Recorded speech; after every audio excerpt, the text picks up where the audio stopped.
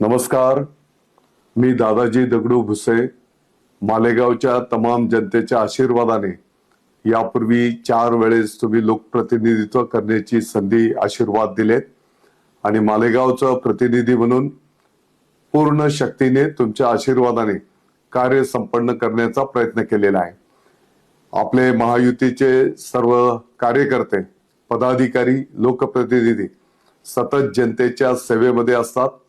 त्यांनी केलेली कार्य, मालेगावचा झालेला विकास या सर्व गोष्टी डोळ्यासमोर ठेवून परत एकदा 5व्यांदा महायुतीच्या धनुष्यबाणाला आशीर्वाद द्यावेत ही विनंती करण्यासाठी मी आपल्या समोर आलेला आहे. मला विश्वास आहे पाठीमागच्या काळातील आपल्या सर्वांचा एकमेकांची असलेला स्नेह, सुखदुःखामध्ये सहभाग आणि मालेगावची एका उंचीवर नेलेली प्रतिमा हे सर्व